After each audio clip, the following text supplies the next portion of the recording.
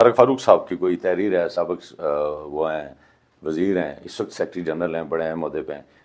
کیا پوائنٹ انہوں نے ریز کیے ہیں کہ اتنا رولا پڑا ہوا ہے، مخالفت بھی بہت ہو رہی ہے، سوشل میڈیا پر دو آرٹیکل جو ہے نا بہت وائرل ہیں جی. ایک فرد المیر صاحب نے 13ویں ترمیم کے حق میں اور مہاجرین کی نشستوں کے حوالے سے ایک آرٹیکل انہوں نے اخبارات میں بھی چھپایا، لیکن سوشل میڈیا پر وہ بہت زیادہ وائرل ہوا ہے. اور اسی کے ساتھ طارق فاروق صاحب کا ایک آرٹیکل چھپا ہے جس میں انہوں نے سوشل میڈیا پر طارق فاروق صاحب وقتاً فوقتاً اپنا موقف دیتے رہتے ہیں. طارق فاروق صاحب نے 1947 سے آج تک حکومت پاکستان کی آزاد کشمیر کے لیے جو قربانیاں ہیں، جو نوازشات ہیں، جو مہربانیاں ہیں، ان کا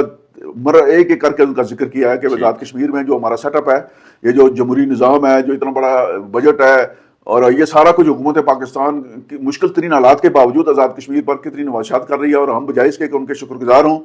ہم احسان فراموشی کر رہے ہیں. اور یہ کفران نعمت ہے، اس کے بجائے اس کے کہ ہم شکر گزار ہوں، ہم احسان فراموشی کر رہے ہیں. اور جو احسان فراموشی ہے یہ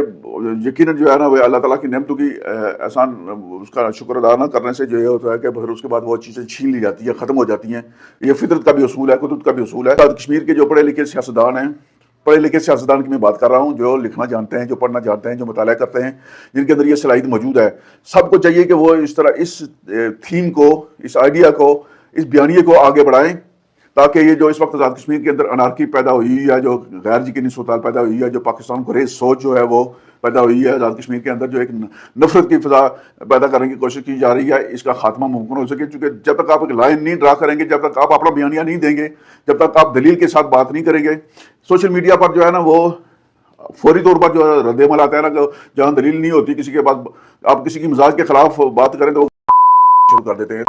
سے کوئی مسئلہ حل نہیں ہوتا، دلیل کے ساتھ جواب دیں. ہم بھی جو بات کر رہے ہیں ہماری باتوں سے ضروری نہیں کہ ہر بندہ متفق ہو، اگر کسی کو اختلاف آئے تو وہ دلیل کے ساتھ ہماری بات کو رد کریں. ہم خوشی سے، خوش دلی سے یہ قبول تسلیم کریں گے کہ ہم نے جو بات کی ہے اس کی نسبت جو ہمارے سامنے والا جو بیانیہ آیا ہے وہ زیادہ مدلل ہے. لیکن یہ طریقہ کار نہیں ہے کہ آپ شروع کرتے ہیں. طارق فاروق صاحب نے جو آرٹیکل لکھا ہے اس کے حوالے سے سوشل میڈیا پر جو کمنٹس جو آ رہے ہیں، اس میں زیادہ لوگ جو ہے وہ انہوں نے اس کی پذیرائی کی ہے. بہت تھوڑے لوگ ہیں جنہوں نے اس کے خلاف ریمارکس دیے.